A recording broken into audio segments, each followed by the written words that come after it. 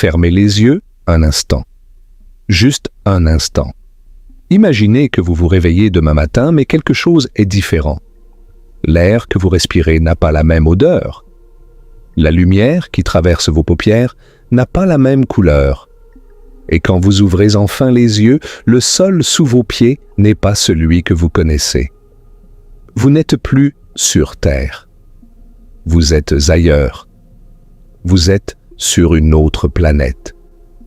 Et la question qui se pose immédiatement, avant même que votre cerveau puisse traiter ce qui se passe, c'est celle-ci. Qu'est-ce que ça fait? Pas qu'est-ce que ça signifie scientifiquement, pas quelles sont les données. Non. Qu'est-ce que ça fait? Qu'est-ce que vos yeux voient? Qu'est-ce que votre peau ressent? Qu'est-ce que vos oreilles entendent? Et qu'est-ce que vos poumons tentent désespérément de faire? Aujourd'hui, nous allons entreprendre le voyage le plus dangereux, le plus extraordinaire, le plus terrifiant et le plus beau qui soit.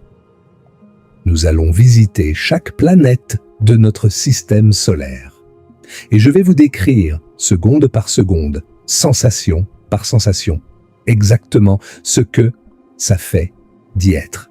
Mais avant de partir, laissez-moi vous poser quelques questions. De quelle couleur est le ciel sur Mars? Si vous avez dit rouge, vous avez tort. Sur quelle planète pleut-il des diamants, littéralement, pas métaphoriquement, de véritables diamants qui tombent du ciel? Quelle planète sent les œufs pourris et la mort? Sur laquelle votre sang commencerait-il à bouillir à l'intérieur même de votre corps, non pas à cause de la chaleur, mais à cause de quelque chose de bien plus insidieux? Où dans le système solaire, les vents dépassent-ils la vitesse du son, créant des tempêtes si violentes qu'aucune structure humaine ne pourrait y résister? Et voici la question la plus troublante de toutes. Sur laquelle de ces planètes mourriez-vous le plus vite? Réfléchissez-y. Devinez. Parce que la réponse va probablement vous surprendre. Quelques faits pour vous mettre en appétit. Une journée sur Vénus dure plus longtemps qu'une année sur Vénus. Laissez ça pénétrer dans votre esprit. La grande tache rouge de Jupiter pourrait avaler la Terre entière, 3 fois.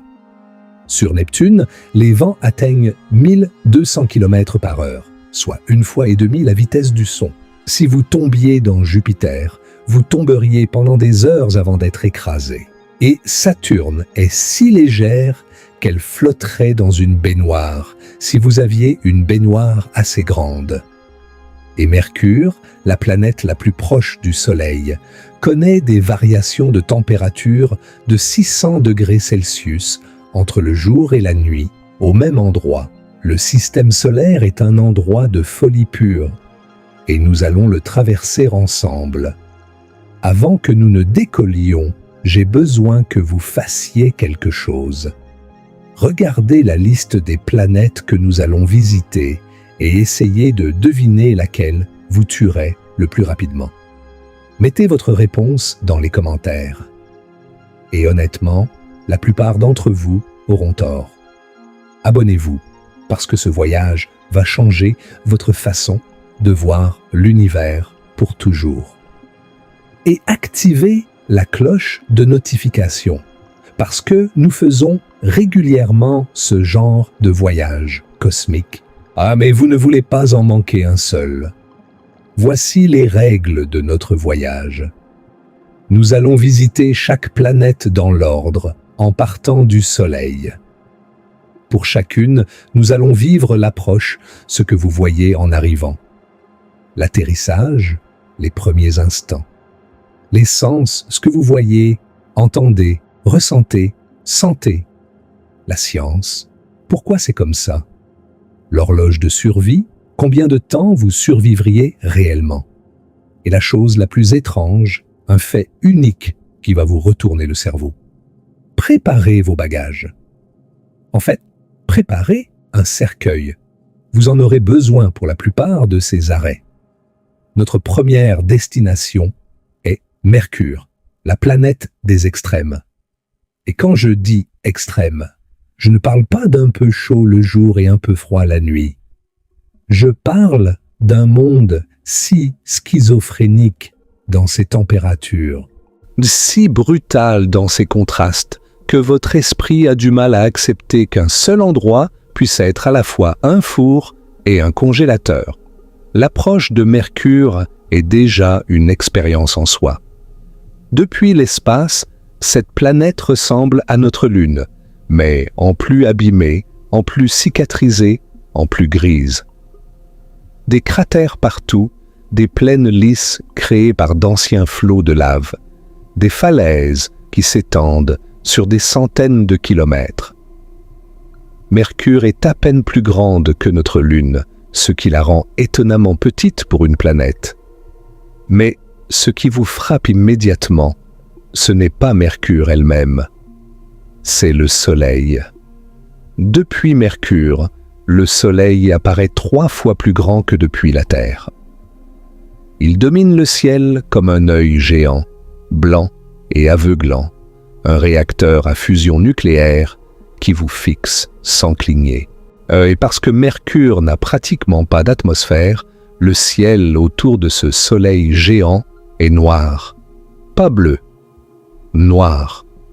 Vous pouvez voir les étoiles en plein jour, scintillant dans un ciel d'encre, pendant que le Soleil brûle comme un phare divin au-dessus de vous. C'est un spectacle à la fois magnifique et terrifiant. Vous posez le pied sur le côté, jour de Mercure. Le sol est à 430 degrés Celsius, 800 degrés Fahrenheit. Vos bottes fondraient en quelques secondes sans une protection extrême. Le plomb fond à 327 degrés, l'étain à 232. Le sol de Mercure est plus chaud que le point de fusion de nombreux métaux courants. Sous vos pieds, une poussière grise et fine, ce qu'on appelle le régolithe, similaire à celle de la Lune, mais avec une teneur en métaux plus élevée. Et le sol est criblé de cratères, certains petits comme des nids de poules, d'autres vastes comme des mers. Le bassin Caloris, le plus grand cratère de Mercure, fait 1550 km de diamètre. L'impact qu'il a créé était si violent qu'il a envoyé des ondes de choc à travers toute la planète, créant un terrain chaotique sur le côté diamétralement opposé. Les ombres sur Mercure sont quelque chose que vous n'avez jamais vu. Sur Terre, les ombres sont douces, diffuses, parce que notre atmosphère diffuse la lumière dans toutes les directions. Sur Mercure, il n'y a pas d'atmosphère pour faire ça.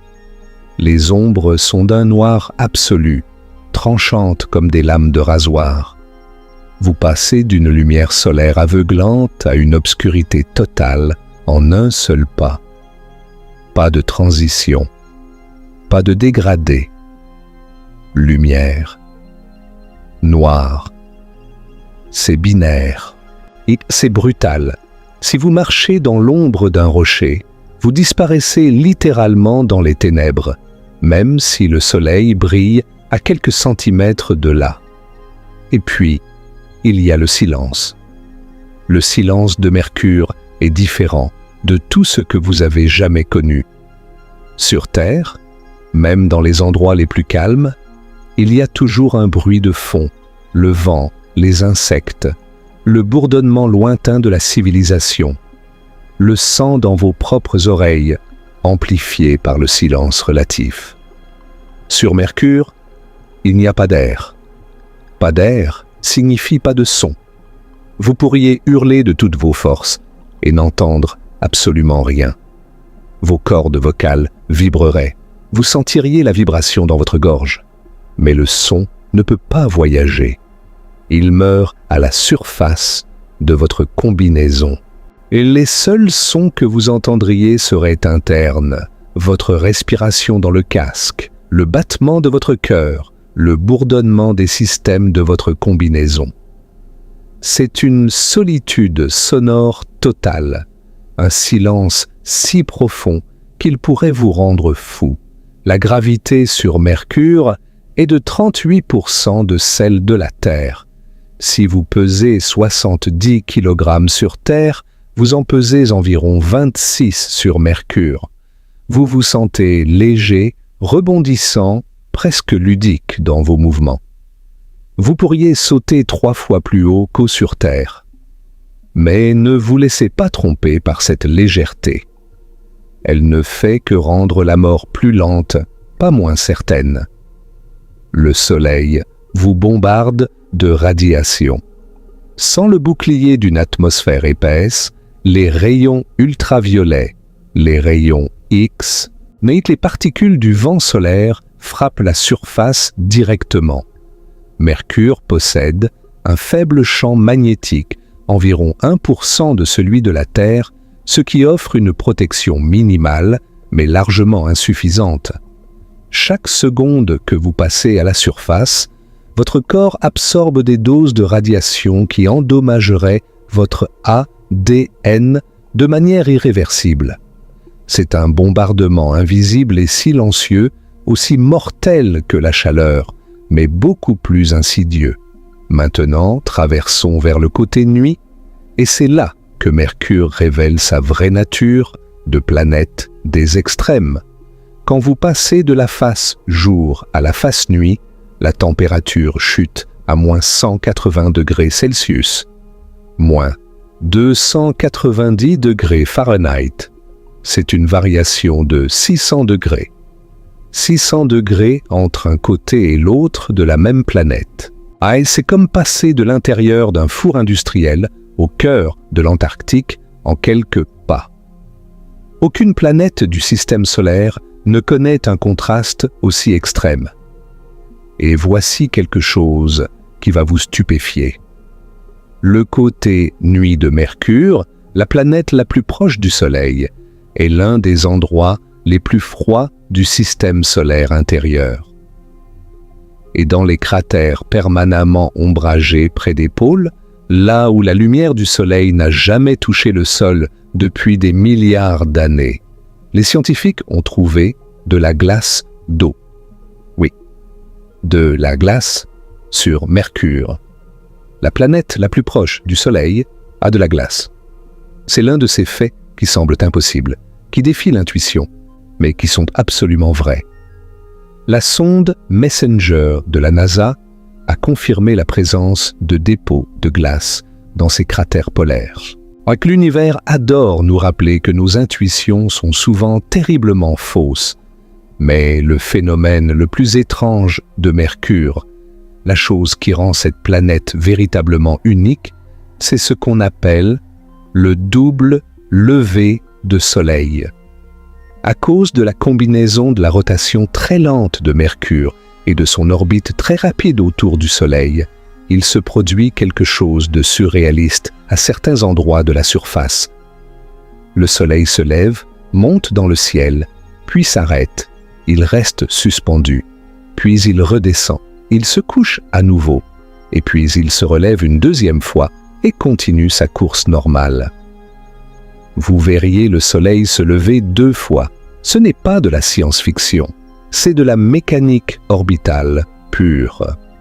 Mercure est en résonance spin-orbite de 3/2 avec le Soleil, et ce qui signifie qu'elle effectue 3 rotations sur elle-même pour chaque 2 orbites autour du Soleil. Cette danse gravitationnelle complexe crée ce phénomène du double lever de Soleil, quelque chose qui n'existe nulle part ailleurs dans notre système solaire. Une journée sur Mercure, d'un lever de Soleil au suivant, dure 176 jours terrestres. Une année sur Mercure, un tour complet autour du Soleil, dure 88 jours terrestres. Donc un seul jour de Mercure dure 2 années de Mercure. Vous auriez fêté 2 anniversaires de Mercure avant même d'avoir vu un lever de Soleil complet. Le temps sur Mercure est un concept qui défie notre compréhension humaine. Combien de temps survivriez-vous sur Mercure? Sans combinaison sur le côté jour, environ 2 secondes, à la chaleur et les radiations, vous tuerez presque instantanément. Votre peau brûlerait, vos fluides corporels s'évaporeraient, vos cellules seraient irradiées au-delà de toute réparation en un clin d'œil. Sur le côté nuit, sans combinaison, un peu plus longtemps, peut-être quelques secondes de plus, car le froid met un moment à vous pénétrer, mais le résultat est le même. Avec la meilleure combinaison spatiale imaginable, vous pourriez peut-être survivre quelques heures, mais les radiations finiraient par avoir raison de vous. Mercure est un lieu de silence, de feu et de glace, un monde de contrastes impossibles et notre toute première étape dans ce voyage mortel à travers le système solaire. Nous quittons maintenant Mercure et nous dirigeons vers l'intérieur du système solaire.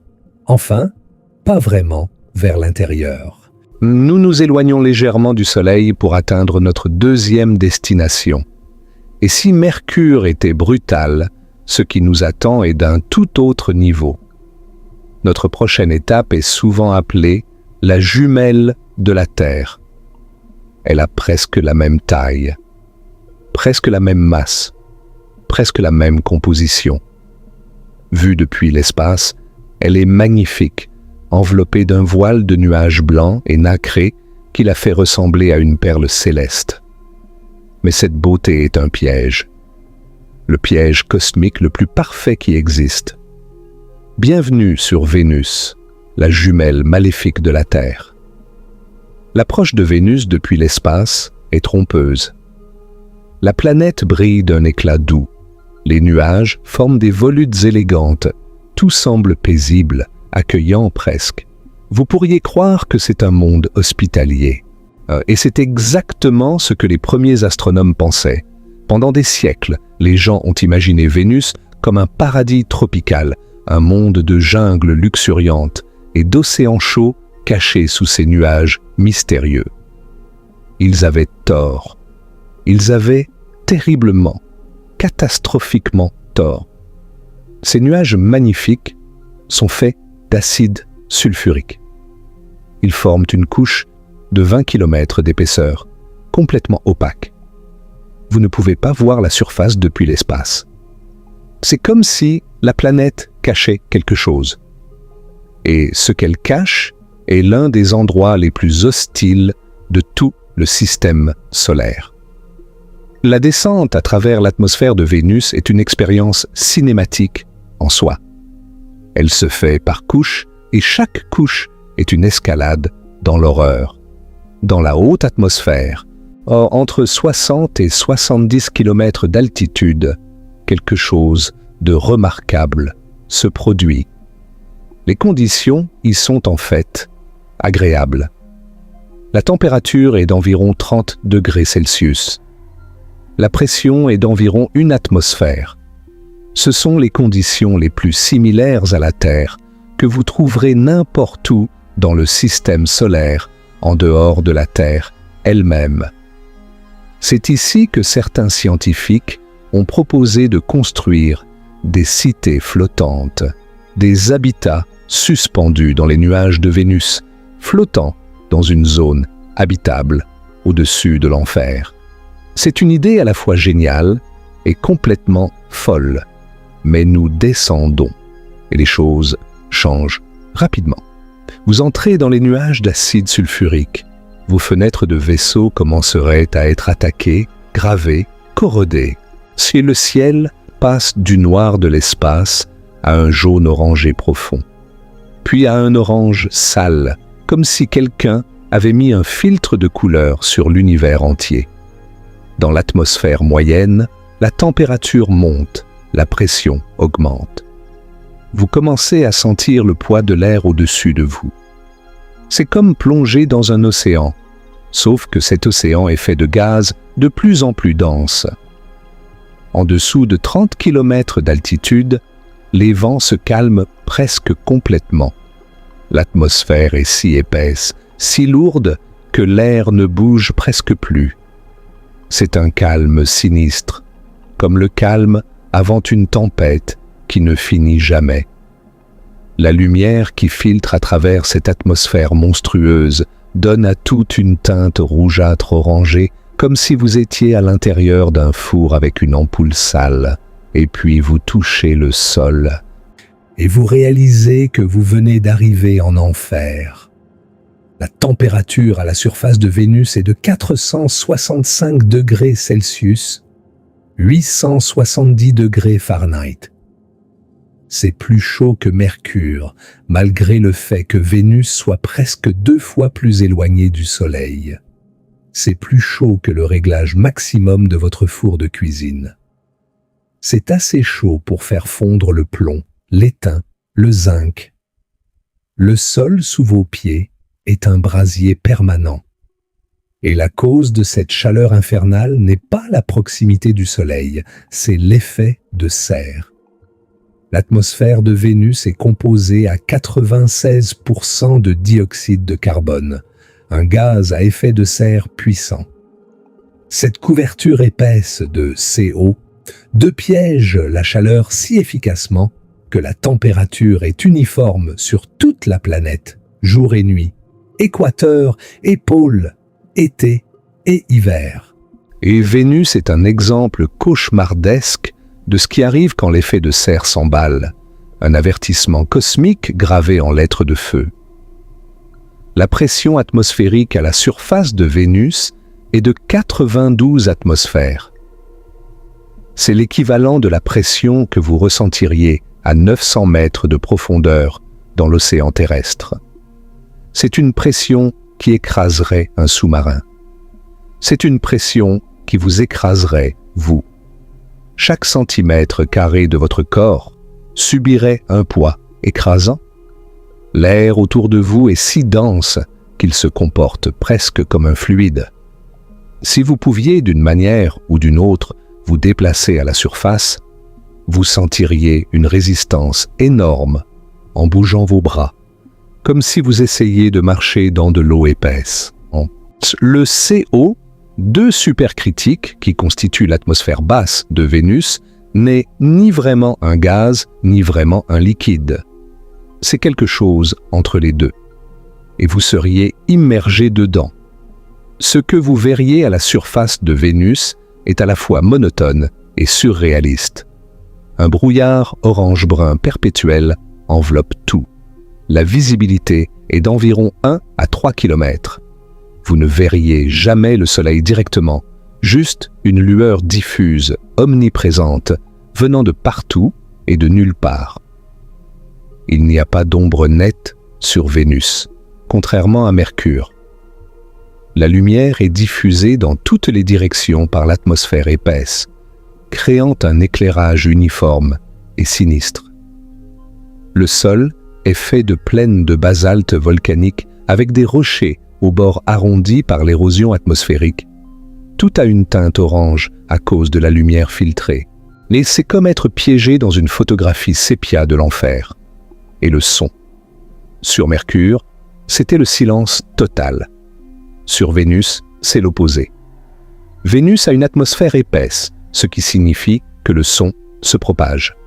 En fait, le son se propage différemment dans le CO, 2 denses de Vénus. Votre voix sonnerait plus grave, plus profonde, distordue, presque méconnaissable. Les sons seraient étouffés, mais présents. Vous entendriez le vent, faible, mais persistant. Vous entendriez peut-être le grondement lointain de la foudre dans les nuages au-dessus. Et si des volcans sont actifs à proximité, ce que les données récentes suggèrent fortement, vous entendriez peut-être les sons sourds et graves d'une activité volcanique. La bande-son de Vénus est un drone bas, oppressant, continu, et comme être à l'intérieur d'un organe géant qui joue une note sinistre sans fin. Si vous pouviez d'une manière ou d'une autre respirer l'atmosphère de Vénus, ce que vous sentiriez serait atroce. Du dioxyde de soufre, des composés sulfuriques, de l'acide sulfurique en gouttelettes, du monoxyde de carbone. L'odeur dominante serait celle des œufs pourris, intense et écœurante, mélangée à l'acidité brûlante de l'acide. Chaque inspiration serait toxique, corrosive, mortelle. Vos poumons se dissolveraient littéralement. Il y a un phénomène extraordinaire sur Vénus qui mérite d'être mentionné. La pluie fantôme. Dans les nuages supérieurs de Vénus, il pleut de l'acide sulfurique. De véritables gouttes de pluie d'acide tombent des nuages. Mais ces gouttes n'atteignent jamais le sol. Parce que la température est si élevée que les gouttes s'évaporent bien avant de toucher la surface. On appelle ce phénomène la virga. C'est de la pluie qui tombe, mais qui n'arrive jamais. Une pluie fantôme d'acide, tombant éternellement dans une atmosphère brûlante, n'atteignant jamais le sol. Il y a quelque chose de poétiquement horrifiant dans cette image. Et voici un autre fait qui défie l'intuition. Vénus tourne à l'envers. Toutes les autres planètes du système solaire tournent dans le même sens, sauf Vénus et Uranus. Vénus effectue une rotation rétrograde, ce qui signifie que si vous pouviez voir le Soleil à travers les nuages, il se lèverait à l'ouest et se coucherait à l'est. Et non seulement Vénus tourne à l'envers, mais elle tourne incroyablement lentement. Un jour sur Vénus, une rotation complète, prend 243 jours terrestres. Une année sur Vénus, un tour autour du Soleil, prend 225 jours terrestres. Cela signifie qu'un jour sur Vénus est plus long qu'une année sur Vénus. Vous fêteriez votre anniversaire vénusien avant même d'avoir vu un cycle complet de jours et nuits. C'est le genre de fait qui brise quelque chose dans votre cerveau quand vous y pensez vraiment.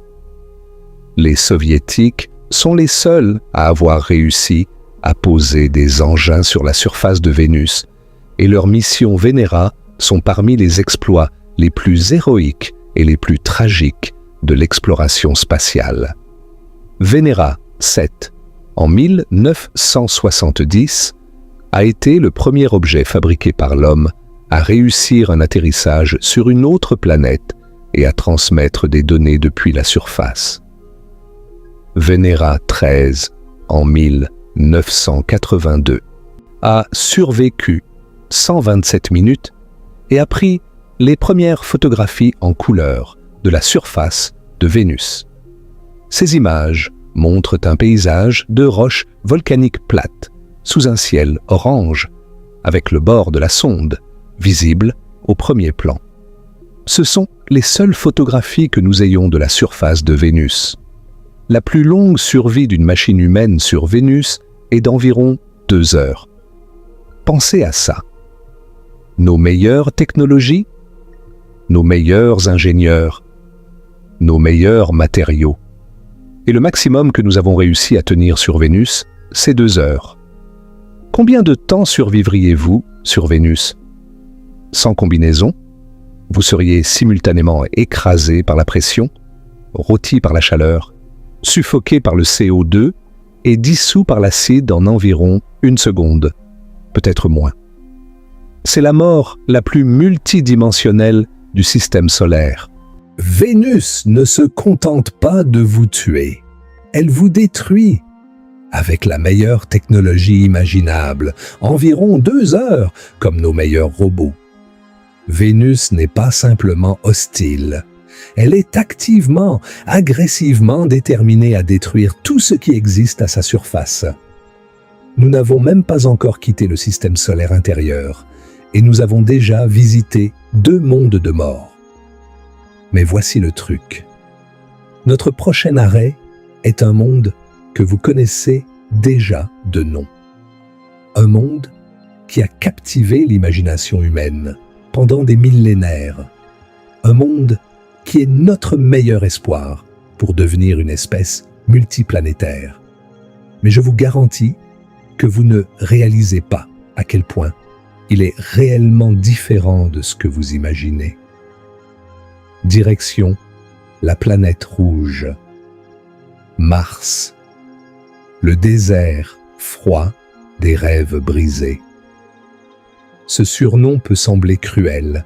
Oh, mais il est profondément approprié.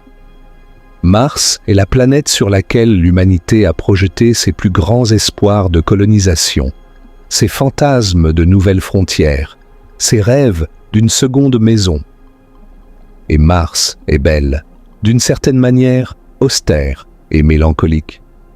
Mais la réalité de ce que ça fait d'y être est bien plus dure, bien plus froide, bien plus solitaire que les images romancées ne le suggèrent.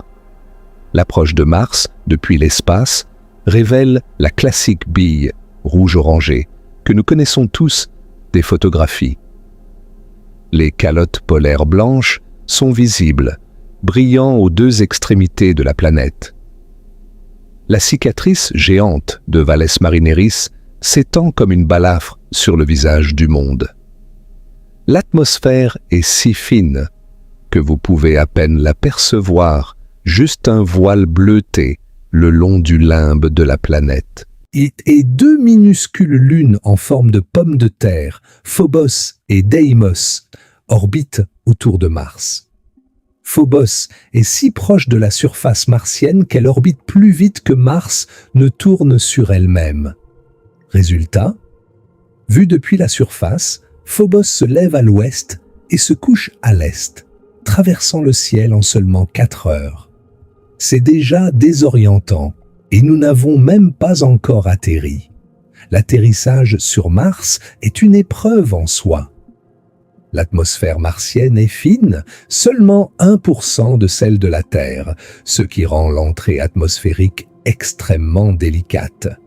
Il n'y a pas assez d'air pour ralentir efficacement un vaisseau, mais il y en a assez pour créer de la chaleur de friction.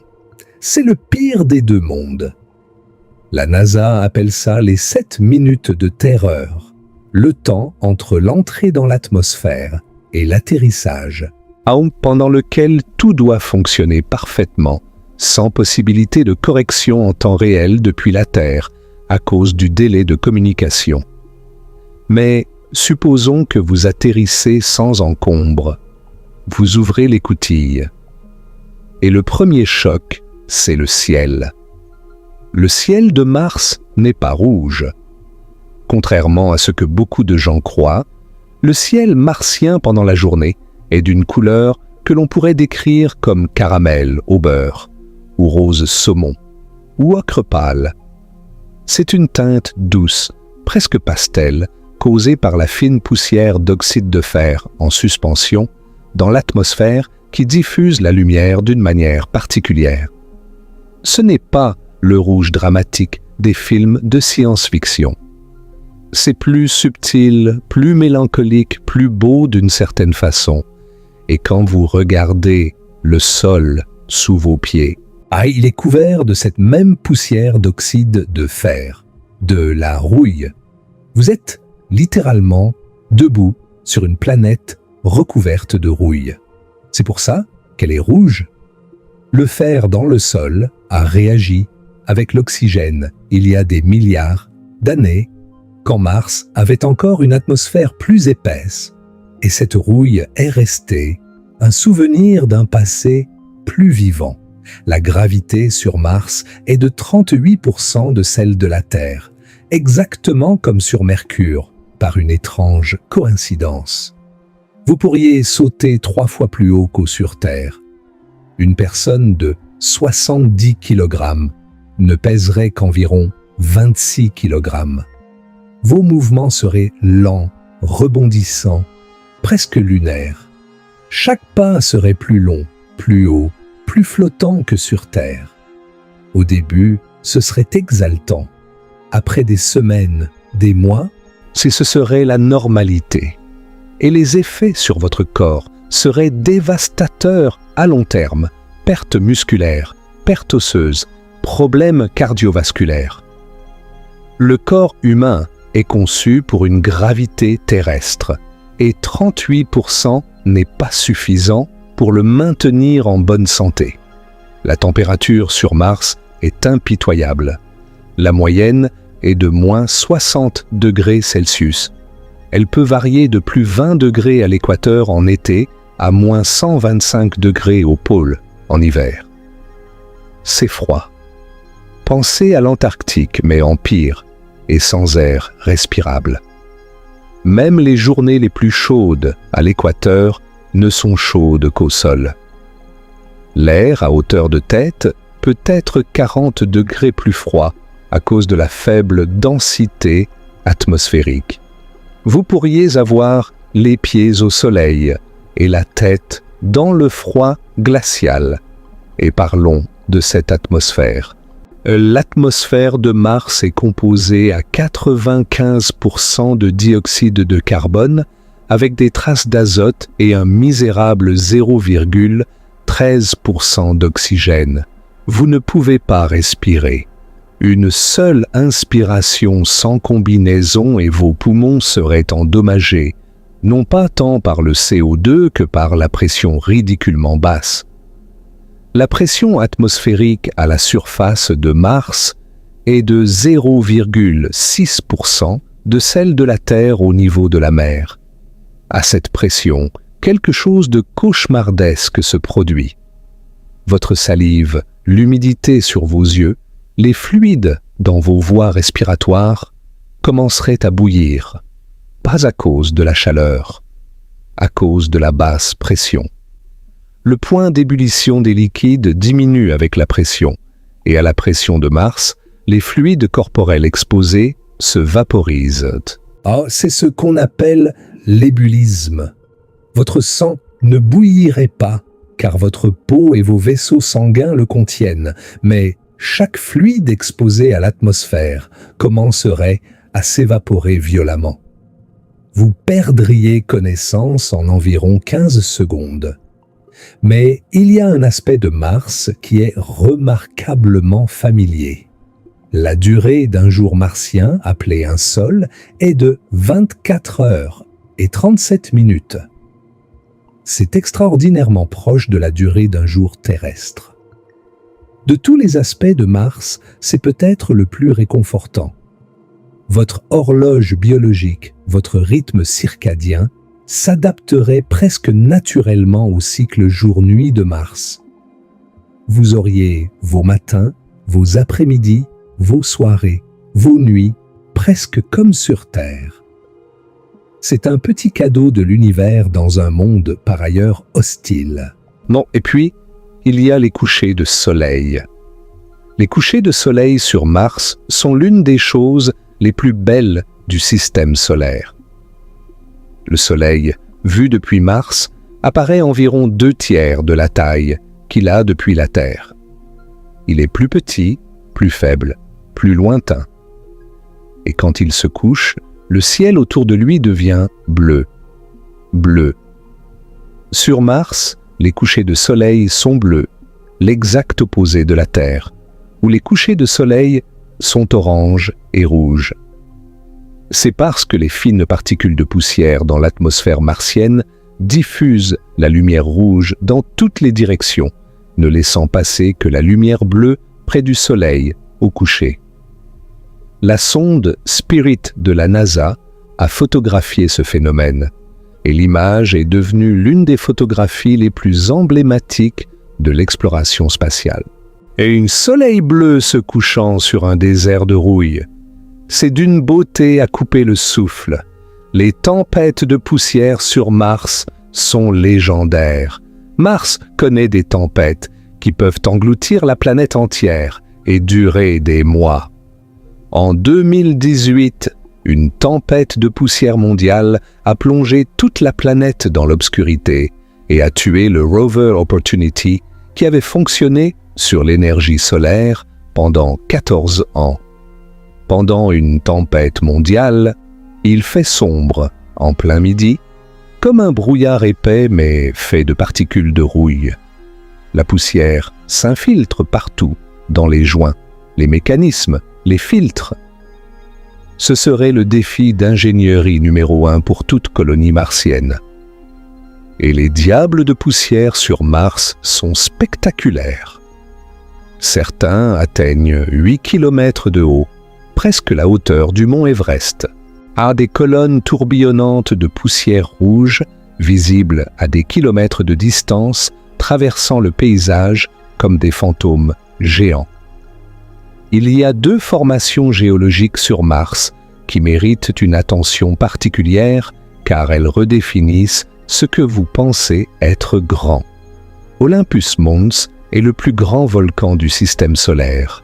Il mesure 21,9 km de haut, soit 2,5 fois la hauteur du mont Everest. Mais le plus extraordinaire, c'est sa base. Elle fait 600 km de diamètre. Si vous vous teniez au sommet d'Olympus Mons, vous ne pourriez pas voir les bords du volcan, car il serait au-delà de l'horizon. Le volcan est si large et si graduellement incliné que vous ne réaliseriez même pas que vous êtes sur un volcan en marchant sur ses flancs. Et c'est un relief si immense qu'il transcende l'échelle humaine de perception. Valles Marineris est un système de canyons qui s'étend sur 4000 km de long, jusqu'à 200 km de large et jusqu'à 7 km de profondeur. Pour mettre ça en perspective, si Valles Marineris était posé sur les États-Unis, il s'étendrait d'un océan à l'autre. Le Grand Canyon pourrait tenir dans l'un de ces canyons secondaires. Si vous vous teniez au bord de Valles Marineris et regardiez de l'autre côté, vous ne verriez pas l'autre bord. Il serait au-delà de l'horizon. Ce serait la vue la plus spectaculaire, la plus vertigineuse, la plus humiliante que tout être humain ait jamais contemplée. Et puis, il y a la question qui hante Mars depuis des décennies. L'eau. Mars avait autrefois des océans, des rivières, des lacs. De l'eau liquide en abondance coulait à sa surface il y a des milliards d'années.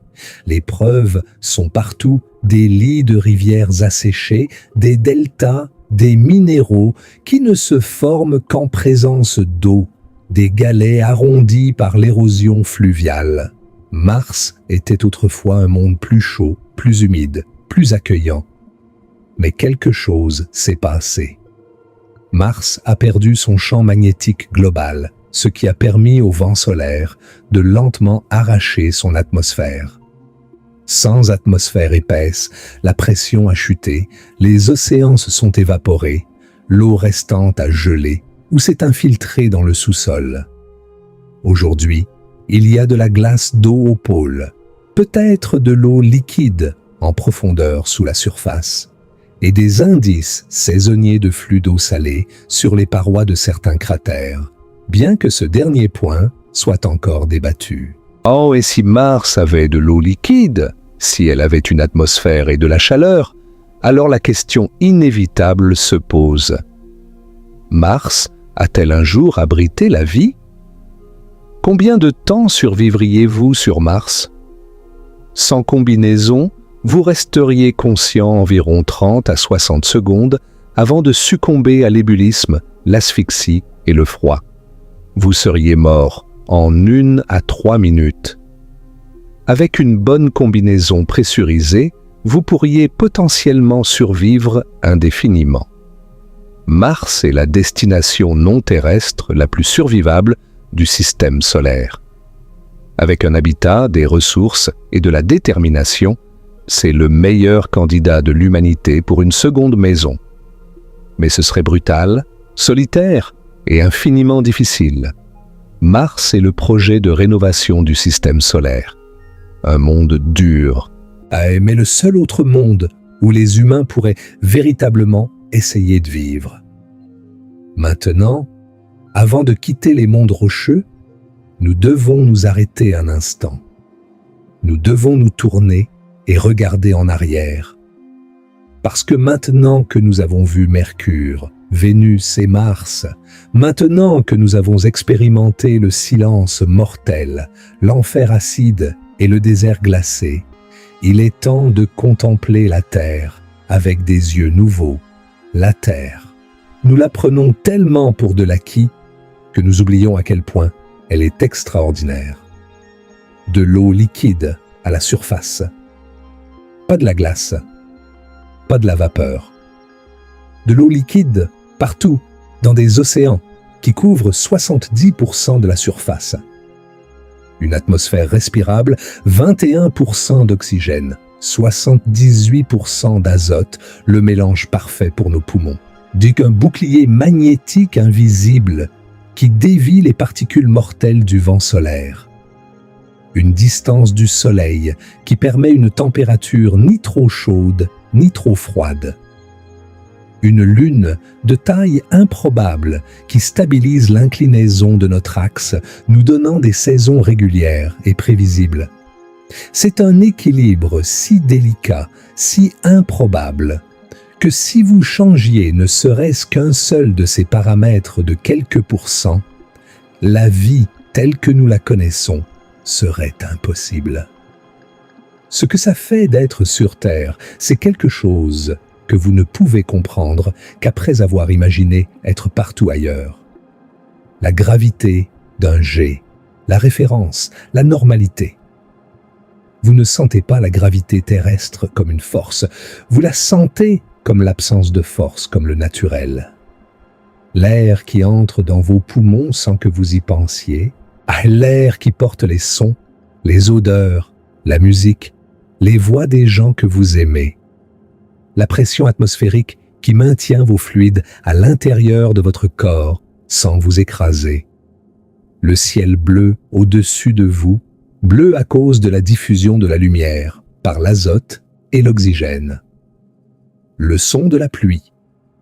Le son du vent dans les arbres. Le son du tonnerre au loin. L'odeur de la terre mouillée après une averse, ce qu'on appelle le pétrichor, l'un des parfums les plus universellement aimés par les humains.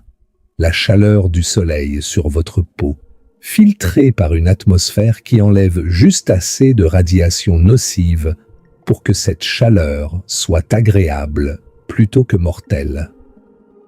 L'atmosphère terrestre est proportionnellement plus fine que la peau d'une pomme par rapport à la pomme.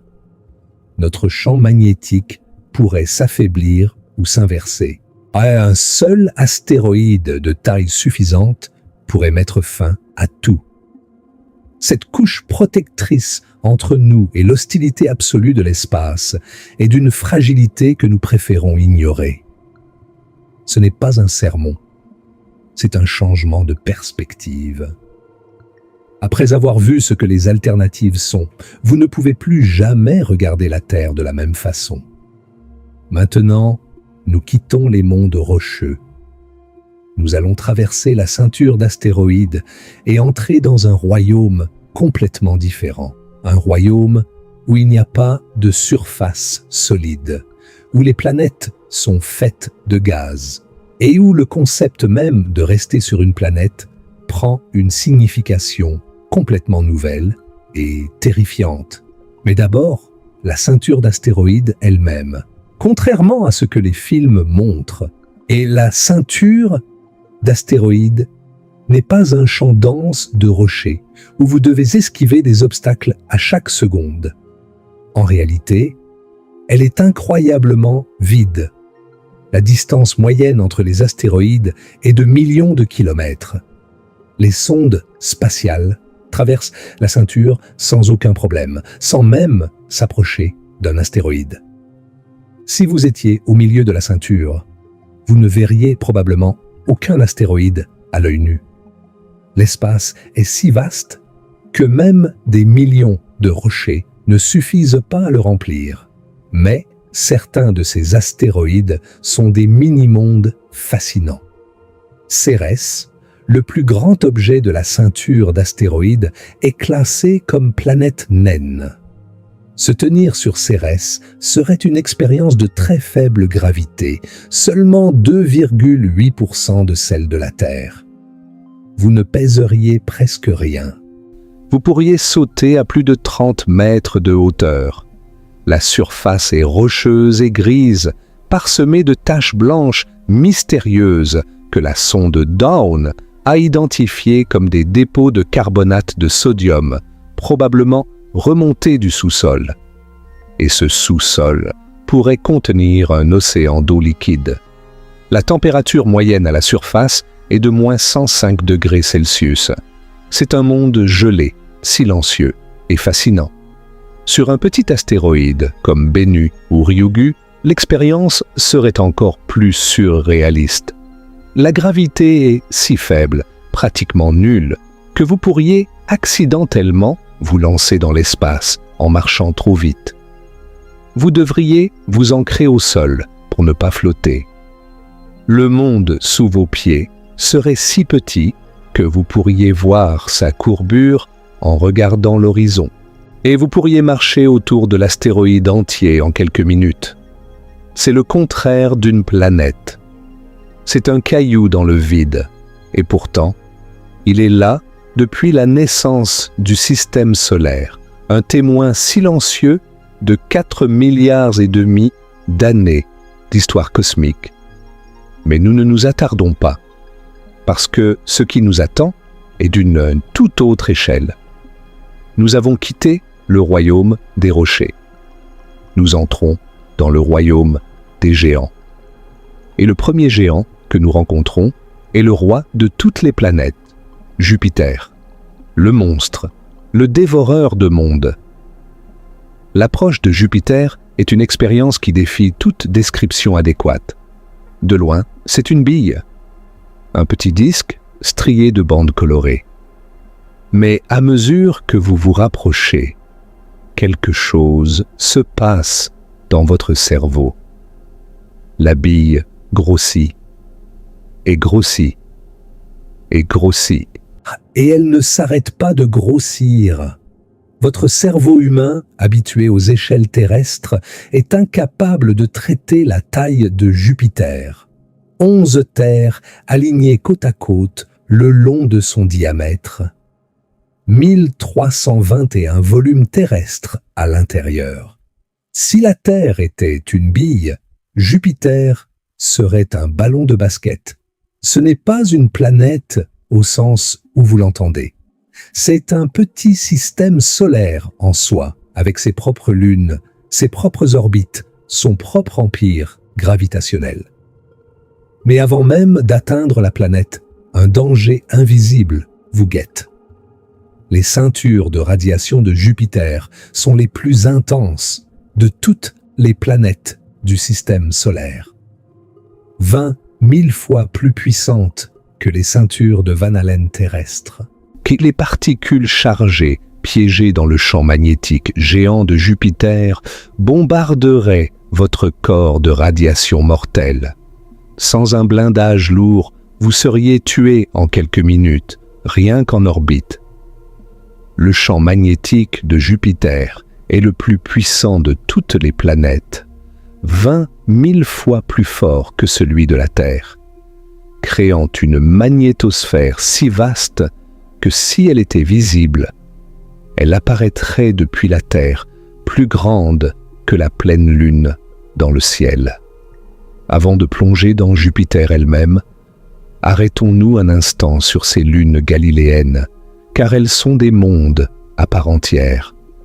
Io, la lune la plus proche, est le corps le plus volcaniquement actif du système solaire.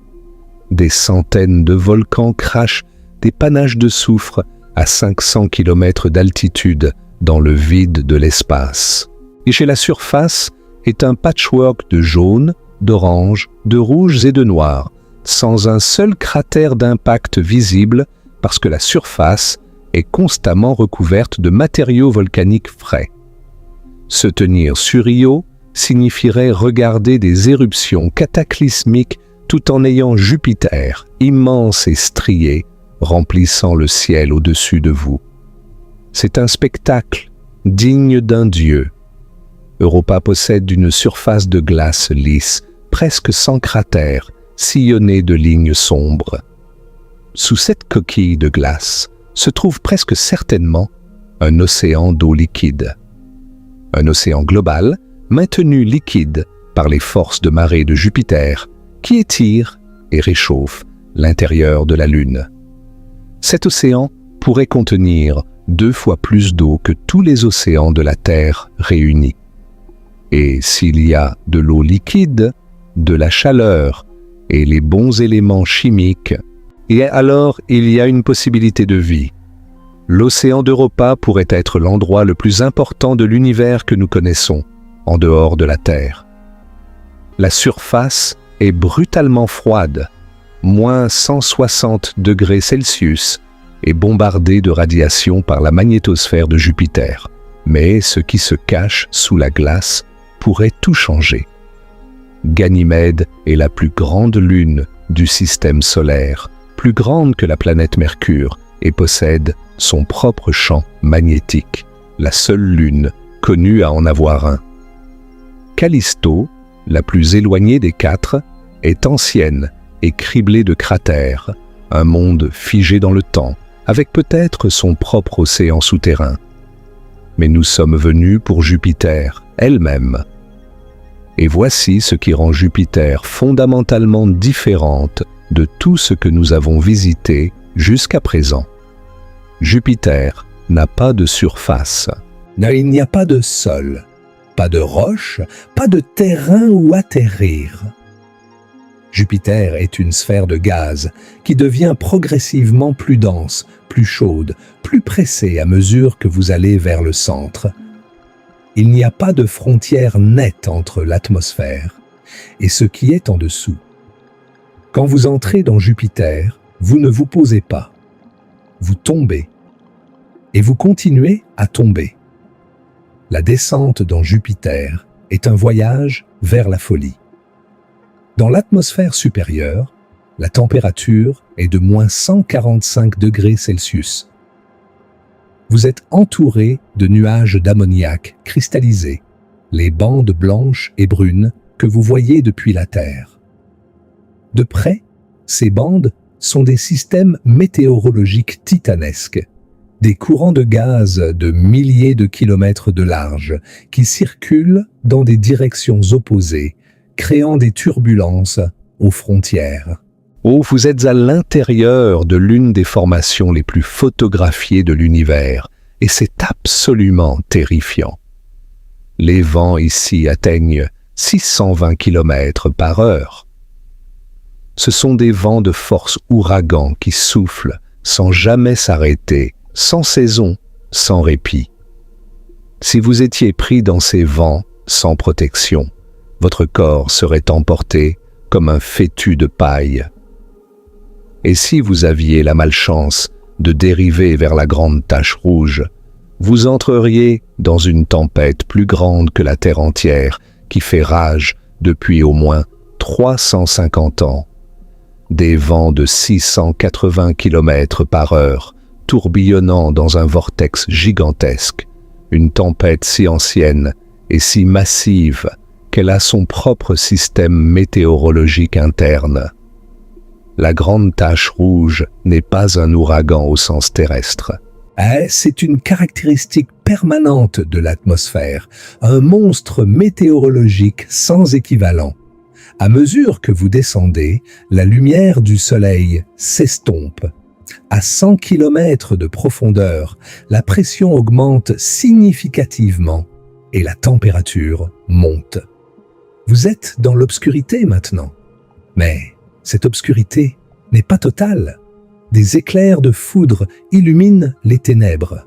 La foudre jovienne est bien plus puissante que la foudre terrestre. Des décharges titanesques qui illuminent des volumes de nuages, grands comme des continents.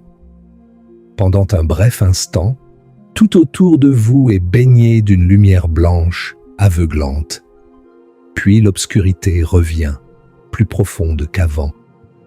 C'est comme être à l'intérieur d'un cauchemar vivant.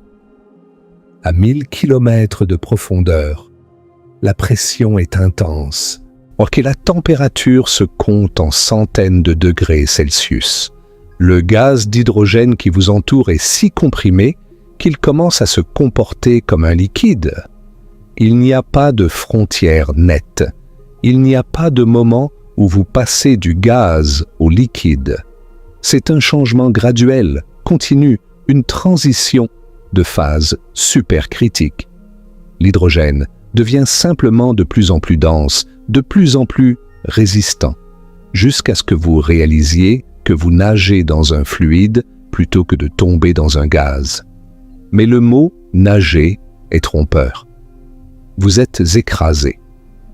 La pression à cette profondeur est mortelle pour tout ce que l'humanité a jamais construit. À 5000 km de profondeur, vous êtes dans une mer d'hydrogène liquide. Vous avez fait la transition du gaz au liquide sans jamais rencontrer de surface. C'est sombre, chaud, écrasant. Or que la pression se compte en milliers d'atmosphères. Rien de vivant, rien de fabriqué ne peut exister ici. Et pourtant, nous ne sommes même pas à mi-chemin du centre.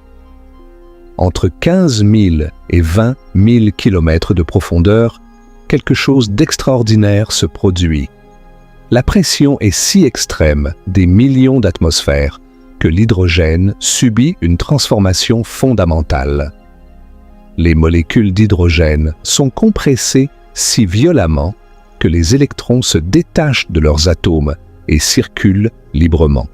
L'hydrogène devient un métal liquide, de l'hydrogène métallique. Un état de la matière si exotique que nous avons à peine réussi à le créer dans nos laboratoires terrestres pendant des fractions de secondes. Et Jupiter possède un océan planétaire de cette substance, des milliers de kilomètres d'épaisseur. De cet océan de métal liquide conduit l'électricité, et c'est lui qui génère le champ magnétique colossal de Jupiter. Vous êtes maintenant à l'intérieur d'un océan de métal liquide planétaire, à une température de 10 000 degrés Celsius. Le concept même de survie est absurde ici. Vous n'existeriez pas.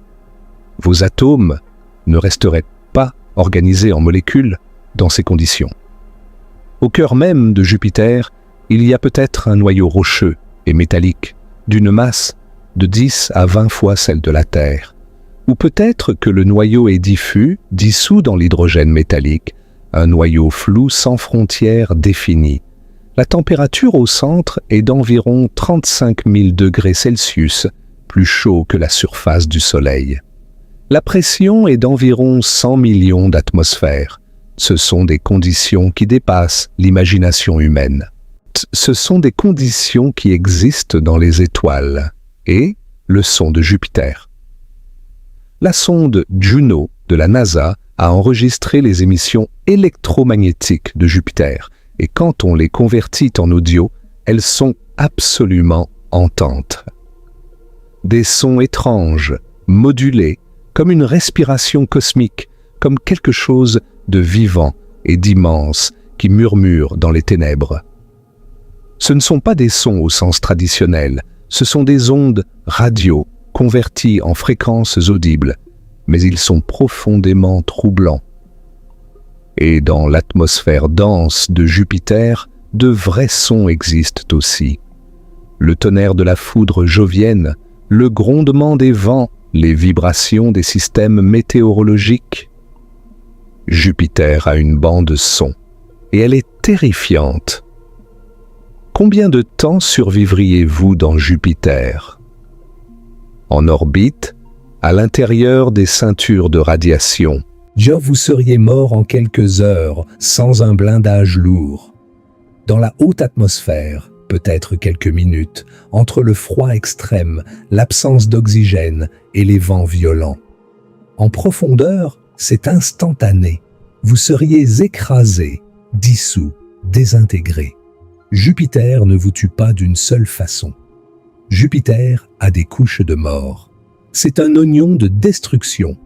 Chaque niveau de profondeur a sa propre méthode pour vous annihiler. Si vous êtes encore là, vous êtes un vrai passionné. Et je vous le dis, ce qui vient est encore plus extraordinaire. Nous sommes sur le point de visiter la plus belle planète du système solaire.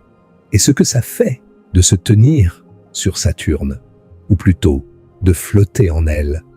est bien plus étrange que tout ce que vous pouvez imaginer. Si cette vidéo vous captive, allez frapper ce bouton like parce que ce contenu a demandé un nombre incalculable d'heures de recherche et dites-moi dans les commentaires quelle planète vous a le plus surpris jusqu'à présent. Saturne. Le cauchemar magnifique. Aucune planète du système solaire ne capture l'imagination comme Saturne. Aucune planète n'est aussi instantanément reconnaissable, aussi universellement admirée, aussi visuellement parfaite. Et quand vous la voyez de près, en personne, en vrai, elle dépasse tout ce que les photographies peuvent transmettre.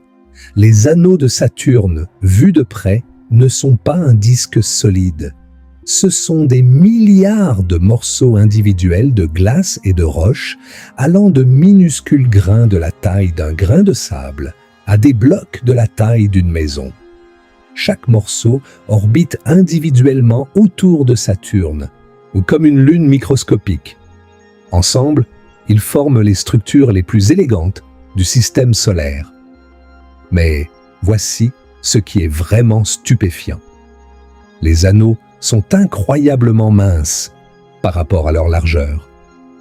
Ils s'étendent sur environ 280 000 km de diamètre, mais leur épaisseur n'est que d'environ 10 mètres à quelques centaines de mètres. Si les anneaux avaient la taille d'un terrain de football, ils seraient plus fins qu'une lame de rasoir. C'est une structure d'une délicatesse impossible à une échelle impossible. Si vous naviguiez à travers les anneaux, vous verriez des particules de glace scintillant autour de vous, certaines pristines et blanches, d'autres sombres et poussiéreuses. La division de Cassini, le gap le plus célèbre dans les anneaux, est causée par l'influence gravitationnelle de la Lune mi-masse. Et depuis l'intérieur du plan des anneaux, les anneaux ressembleraient à une autoroute scintillante s'étendant à l'infini dans les deux directions. Une route de glace suspendue dans le vide. Au-dessus et en dessous de vous, Saturne elle-même remplirait le ciel, immense, strié d'or, de jaune et de crème, un monde de couleurs pastel d'une beauté irréelle. Pourriez-vous marcher sur les anneaux? Techniquement non. Ils ne sont pas solides.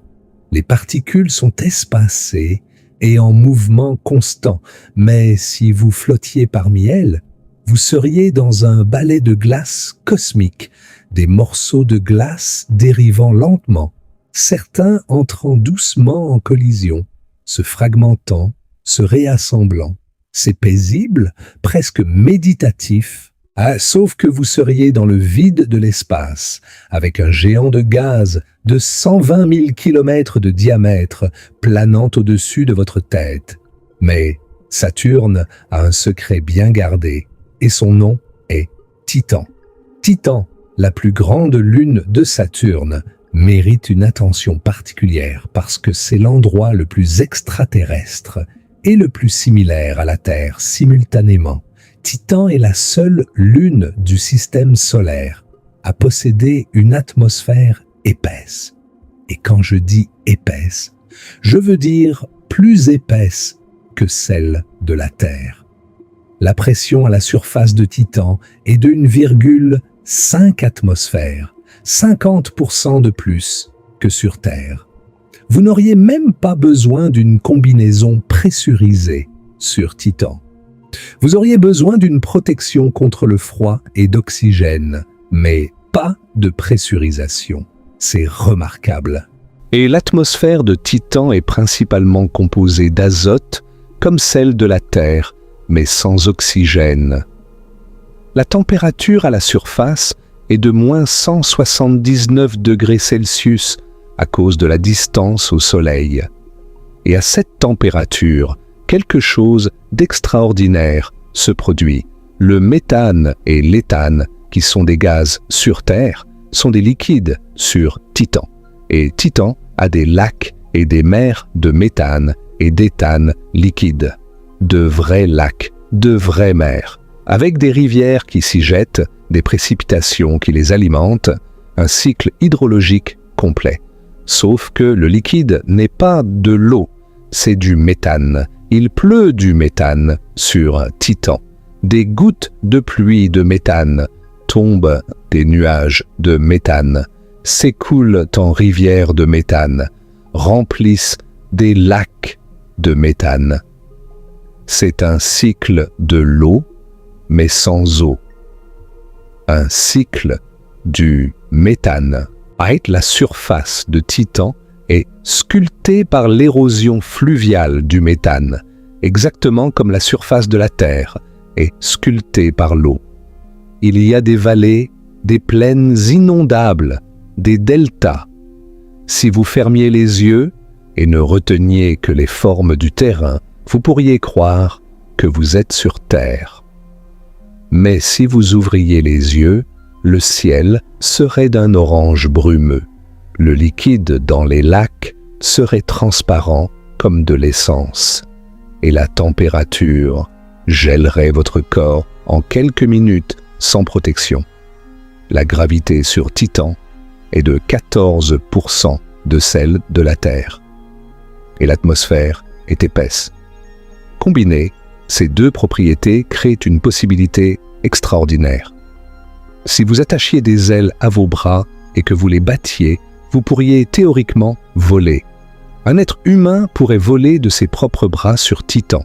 La faible gravité et l'air dense rendraient le vol humain mécaniquement possible. C'est l'un des faits les plus merveilleux du système solaire. Vous pourriez aussi flotter dans les lacs de méthane.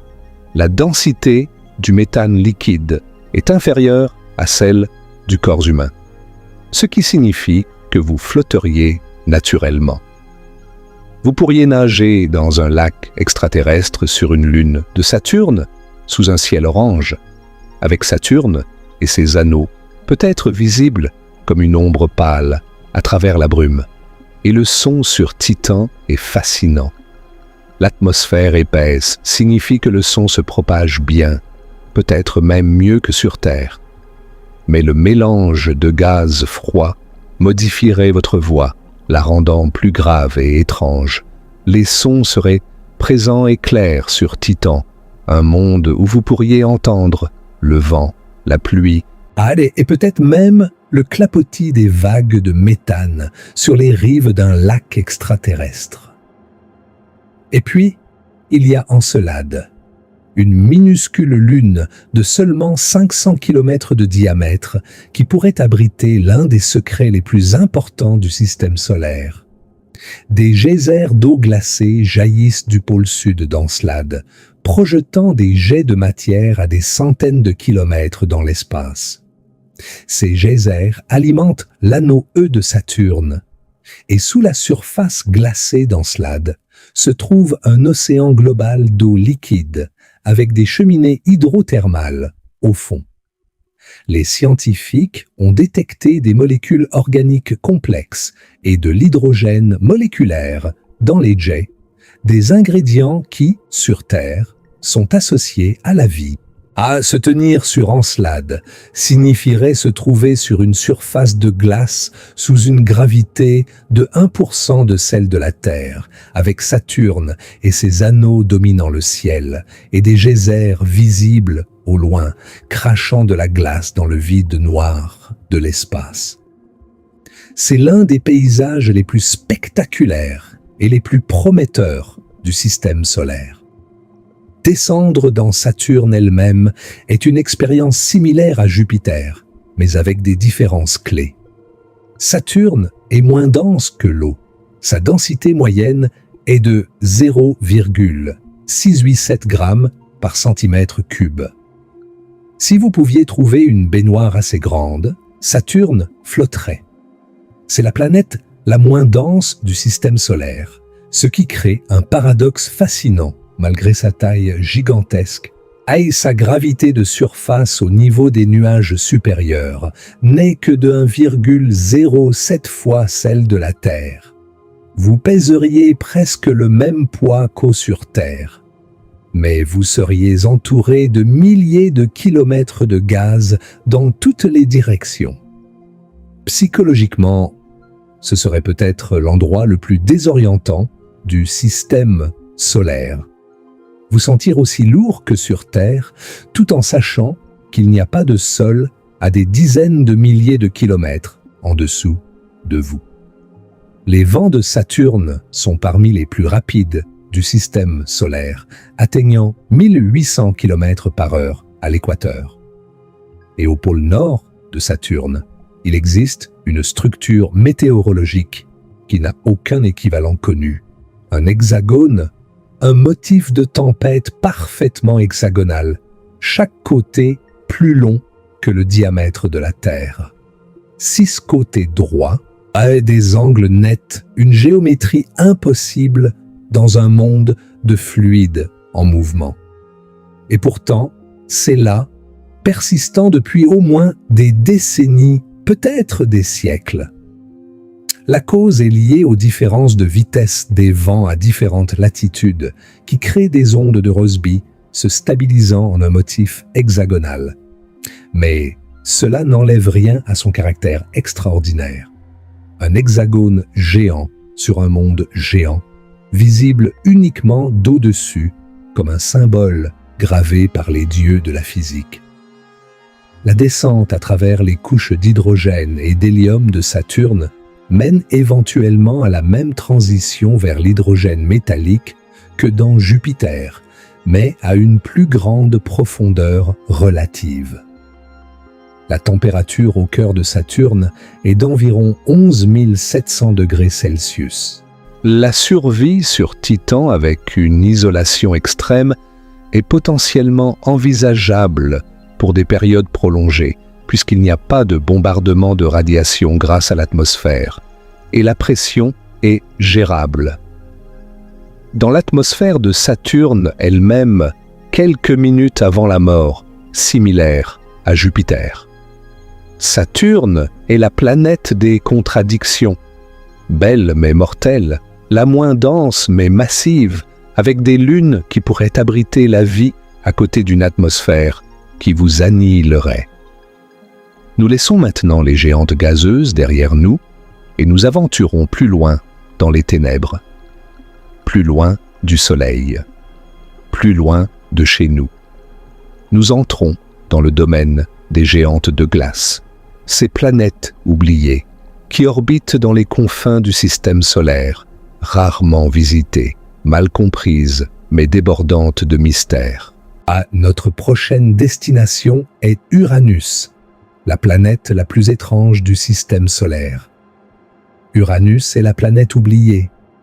Coincée entre l'éclat spectaculaire de Saturne et la fureur bleue de Neptune, Uranus est souvent passé sous silence, à peine mentionné, à peine étudié.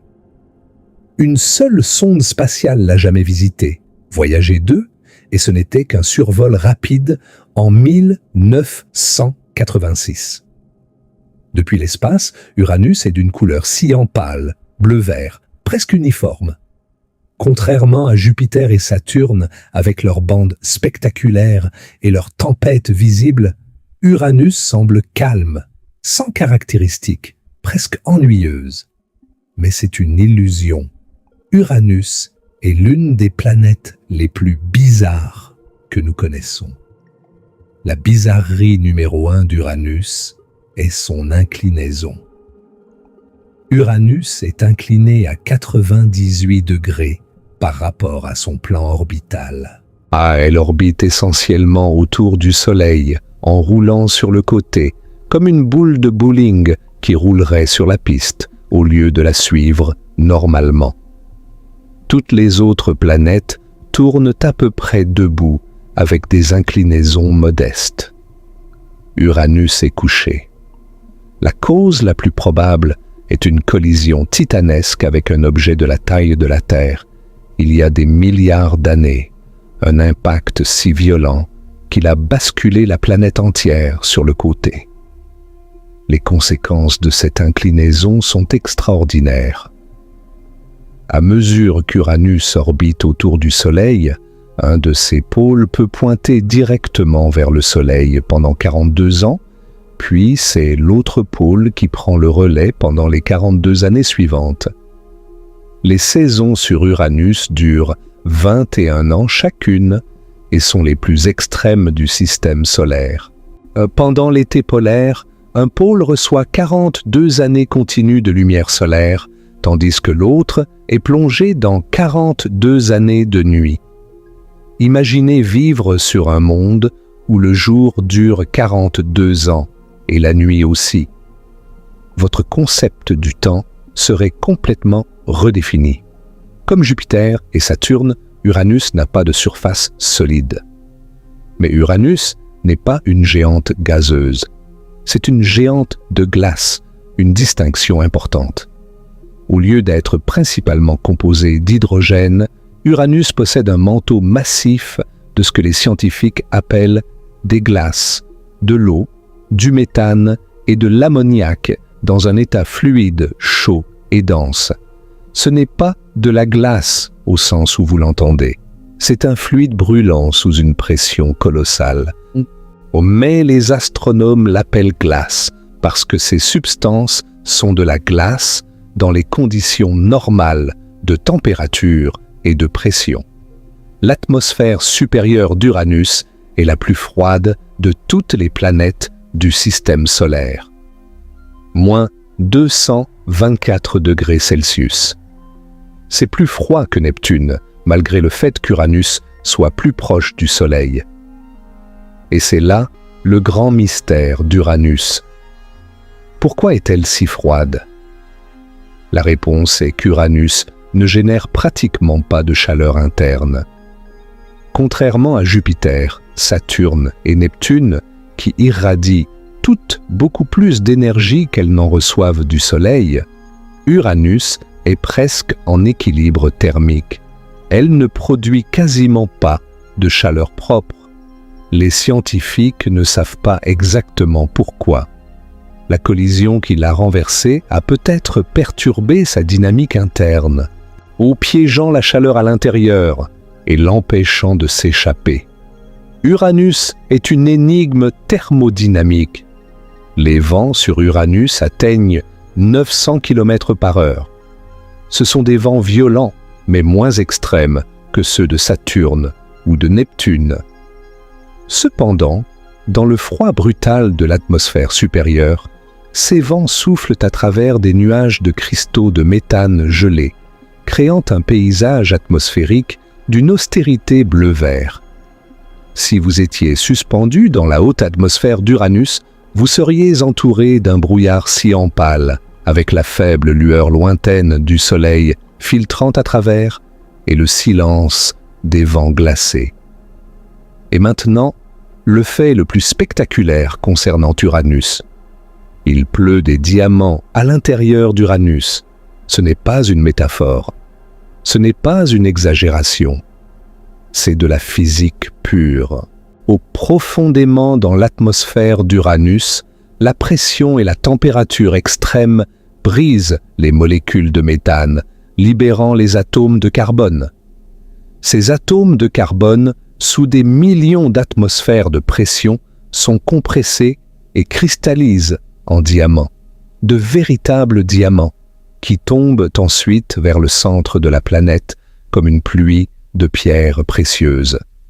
Des expériences en laboratoire sur Terre ont confirmé que ce processus est physiquement possible. Il pourrait y avoir une couche de boue de diamant, ou même une couche solide de diamant, quelque part dans les profondeurs d'Uranus. Une planète où il pleut des diamants. L'univers dépasse la fiction. La descente dans Uranus vous emmènerait à travers les nuages de méthane glacés de l'atmosphère supérieure, puis à travers des couches d'hydrogène et d'hélium de plus en plus denses. Mais puis dans le manteau de glace, cet océan brûlant d'eau, de méthane et d'ammoniac, sous des pressions fantastiques. Certains scientifiques l'appellent un océan d'eau ammoniaque, des milliers de kilomètres de profondeur, à des températures de milliers de degrés, dans un état supercritique qui défie nos catégories habituelles de solide, liquide ou gaz. Le noyau rocheux, au centre, pourrait avoir une masse de 0,5 à 1,5 masse terrestre, à une température d'environ 5000 degrés Celsius. Les lunes d'Uranus sont des mondes fascinants et à peine explorés. Miranda, la plus bizarre d'entre elles, ressemble à un monde qui a été brisé en morceaux, puis réassemblé au hasard. Sa surface est un patchwork chaotique de terrains complètement différents juxtaposés, comme si quelqu'un avait mélangé des pièces de puzzle provenant de planètes différentes. Et Miranda possède Verona Rupes, la plus haute falaise connue du système solaire, haute de 20 km. 20 km de chute verticale. Si vous vous teniez au bord de cette falaise et que vous sauviez dans la faible gravité de Miranda, il vous faudrait environ 12 minutes pour atteindre le fond. 12 minutes de chute libre. Vous toucheriez le sol à environ 200 km/h, ce qui serait survivable avec une bonne combinaison dans la faible gravité s'il y avait de l'air pour un parachute, ce qui n'est pas le cas. Uranus est à 2,9 milliards de kilomètres du Soleil. La lumière du Soleil met 2 heures et 40 minutes pour y arriver. Le Soleil, vu depuis Uranus, est une étoile brillante. Environ 400 fois moins lumineuse que depuis la Terre. C'est encore plus brillant qu'une pleine lune terrestre, mais à peine. Un signal radio envoyé depuis la Terre prend environ 2 heures et demie pour atteindre Uranus. Une conversation aurait des pauses de 5 heures. L'isolement psychologique serait écrasant. Vous seriez plus seul qu'aucun humain ne l'a jamais été, sur une planète étrange, inclinée, froide, oubliée, où il pleut des diamants dans les ténèbres. Combien de temps survivriez-vous sur Uranus? Dans l'atmosphère supérieure, quelques minutes, entre le froid extrême, l'absence d'oxygène et les vents. En profondeur, mort instantanée par la pression, la chaleur et les fluides toxiques. Sur une lune comme Miranda, potentiellement survivable avec un bon équipement, mais incroyablement isolée et pauvre en ressources. Uranus est l'excentrique oublié du système solaire, incliné, froid, peut-être en train de pleuvoir des diamants et profondément, profondément seul. Nous continuons notre voyage vers l'extérieur. Plus loin encore dans les ténèbres. Plus loin du soleil.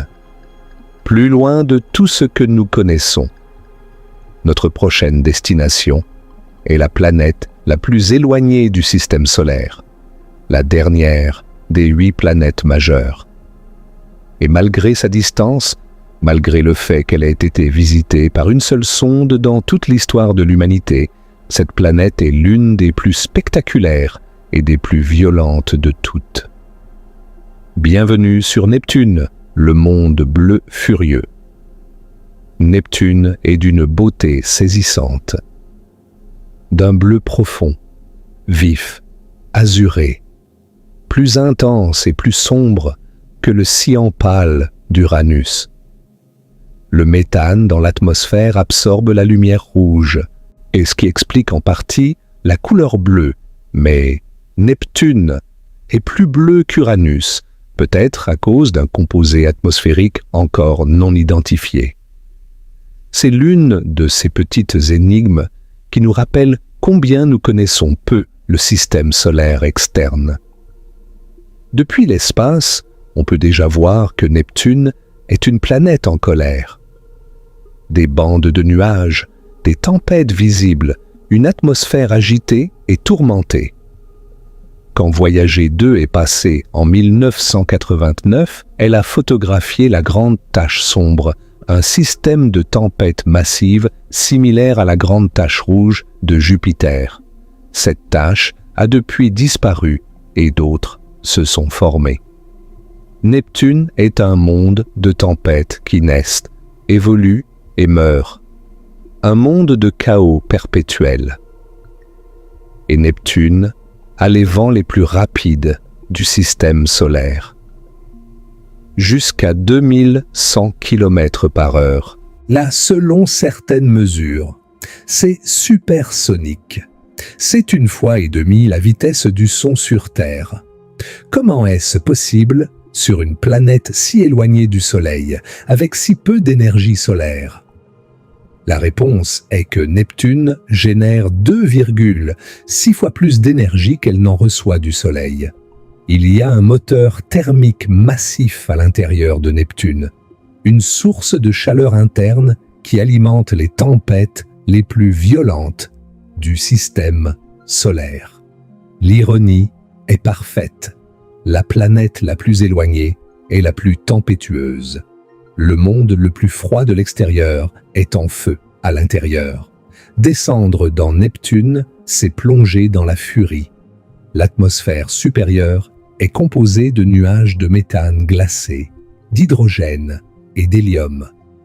La météo est active, violente, avec des tempêtes massives qui se forment et se dissipent. Plus profondément, la structure est similaire à Uranus, le même manteau de glace, le même océan d'eau méthane ammoniaque, la même possibilité de pluie de diamants, peut-être même plus intense qu'Uranus, à cause de la chaleur interne plus élevée. Le champ magnétique de Neptune est décalé de 47 degrés par rapport à son axe de rotation et décalé du centre de la planète, créant un champ magnétique follement irrégulier qui se tord et fluctue à mesure que la planète tourne. Si Uranus est excentrique, Neptune est chaotique. Et Neptune a Triton. Triton est une lune qui orbite à l'envers, en rétrograde, ce qui est presque certainement le signe que les clés étaient capturées. Triton était probablement un objet de la ceinture de Kuiper, un monde glacé errant dans les confins du système solaire. Et qui a été capturé par la gravité de Neptune il y a des milliards d'années. Et cette capture a condamné Triton. Son orbite rétrograde signifie que les forces de marée de Neptune la rapprochent progressivement. Dans des millions d'années, Triton franchira la limite de roche de Neptune et sera déchiqueté, formant peut-être un système d'anneaux spectaculaire. Mais pour l'instant, Triton est un monde en sursis. La surface de Triton est l'une des plus froides du système solaire. Moins 235 degrés Celsius, 38 degrés au-dessus du zéro absolu. À cette température, l'azote est solide.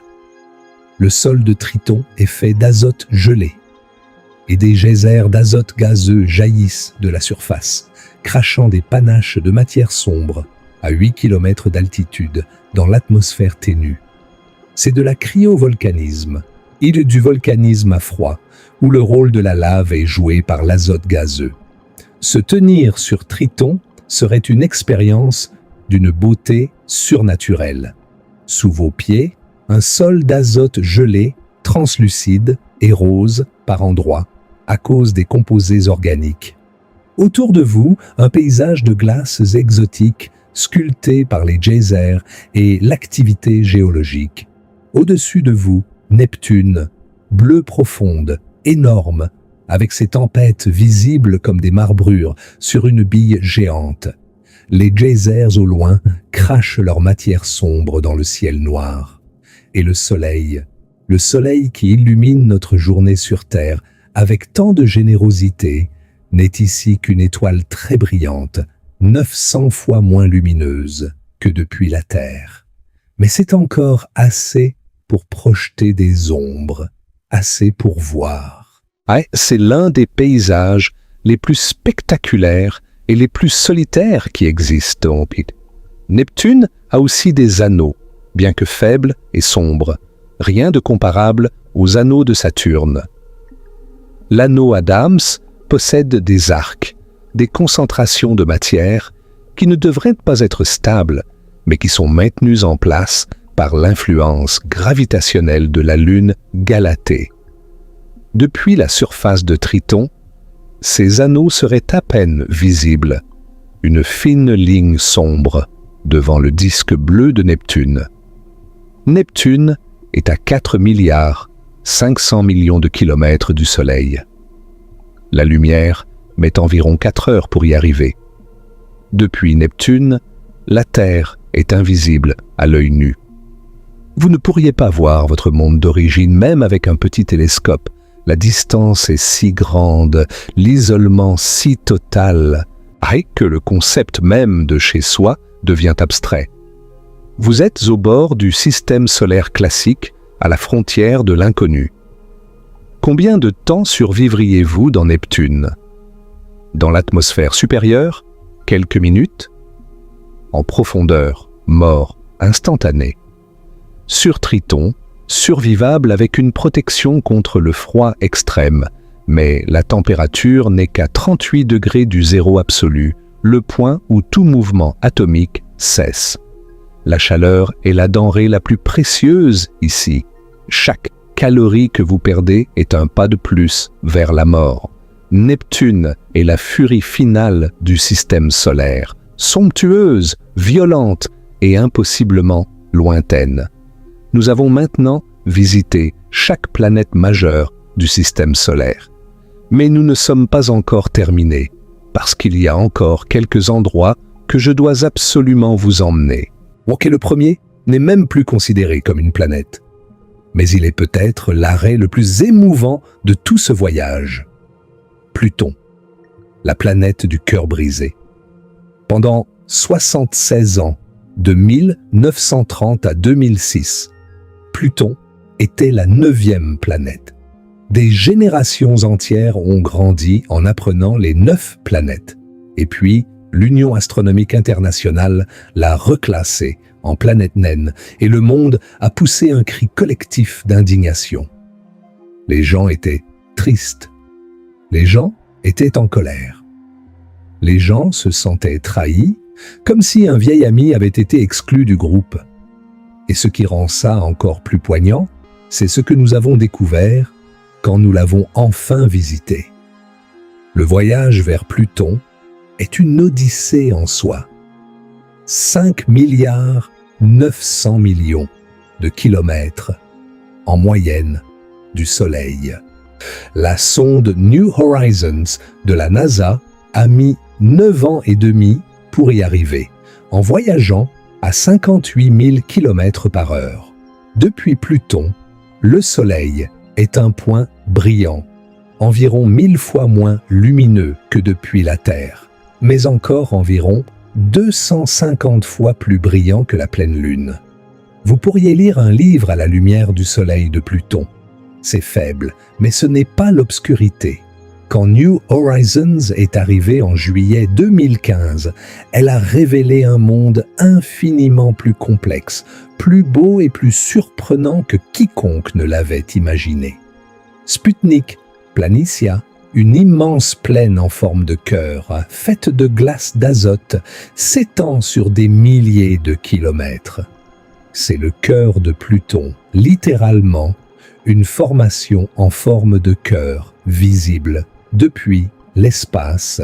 Et comme si la planète portait son émotion sur sa manche géologique. Ce n'est pas une métaphore que j'invente. La formation a réellement la forme d'un cœur, et elle est remplie de glace d'azote qui se comporte comme un glacier, s'écoulant lentement, se renouvelant, avec des cellules de convection visibles à la surface, des polygones géants créés par la circulation lente de la glace d'azote solide. Les montagnes de Pluton sont faites de glace d'eau qui, à la température de Pluton, moins 230 degrés Celsius, est aussi dure que la roche. Ces montagnes atteignent 5 km de haut. Des glaciers d'azote coulent entre elles, exactement comme des glaciers terrestres, mais faits de gaz congelé. Il y a des zones rougeâtres couvertes de tholline et des molécules organiques complexes formées quand la lumière ultraviolette du Soleil frappe le méthane dans l'atmosphère de Pluton. La palette de couleurs de Pluton est surprenante. Des blancs, des crèmes, des beiges, des rouges bruns, des roses. C'est un monde coloré dans les ténèbres. La gravité sur Pluton est de 6% de celle de la Terre. Vous ne pesez presque rien. Vous pourriez sauter à 25 mètres de hauteur. Et l'atmosphère de Pluton est un phénomène fascinant en soi. C'est une atmosphère extrêmement ténue d'azote qui est saisonnièrement variable. Quand Pluton se rapproche du Soleil sur son orbite elliptique, les glaces de surface se subliment et l'atmosphère s'épaissit.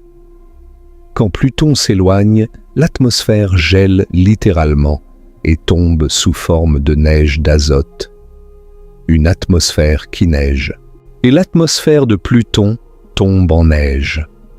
Encore une de ces réalités du système solaire qui semblent appartenir à la fiction. Et New Horizons a découvert quelque chose de merveilleux. Quand le Soleil est derrière Pluton, sa lumière traverse l'atmosphère ténue et crée un halo bleu. Pluton a des ciels bleus. Les couches de brume dans l'atmosphère diffusent la lumière de la même manière que l'atmosphère terrestre. C'est un bleu plus subtil, plus délicat que le bleu de notre ciel, mais c'est indéniablement bleu. New Horizons a photographié ce phénomène et l'image d'un croissant de Pluton baigné de bleu est l'une des photographies les plus émouvantes de l'exploration spatiale. Charon, la plus grande lune de Pluton, est si massive par rapport à Pluton que le système est considéré comme un système binaire. Où Pluton et Charon orbitent autour d'un point commun situé entre les deux corps dans l'espace. Depuis la surface de Pluton, Charon serait immobile dans le ciel, ne se levant ni ne se couchant jamais, fixé à la même position pour l'éternité à cause du verrouillage gravitationnel mutuel. Elle apparaîtrait environ 7 fois plus grande que notre Lune, vue depuis la Terre. Un compagnon géant, toujours présent, toujours au même endroit dans le ciel.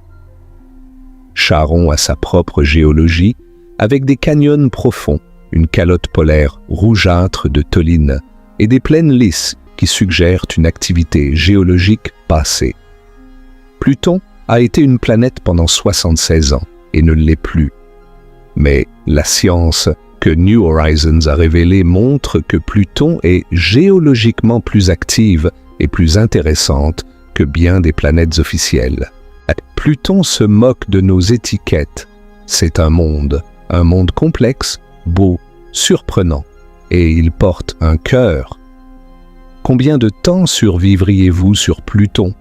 Sans combinaison, mort instantanée par le froid et l'absence d'atmosphère, avec une combinaison potentiellement survivable pour des périodes prolongées. Il n'y a pas de pression écrasante, pas de radiations extrêmes, juste un froid mortel. Mais vous seriez à 5 900 millions de kilomètres du moindre secours. Pluton est la destination la plus émotionnelle, la plus éloignée, la plus poignante de tout ce voyage. Petite, lointaine, rétrogradée, mais pleine de cœur.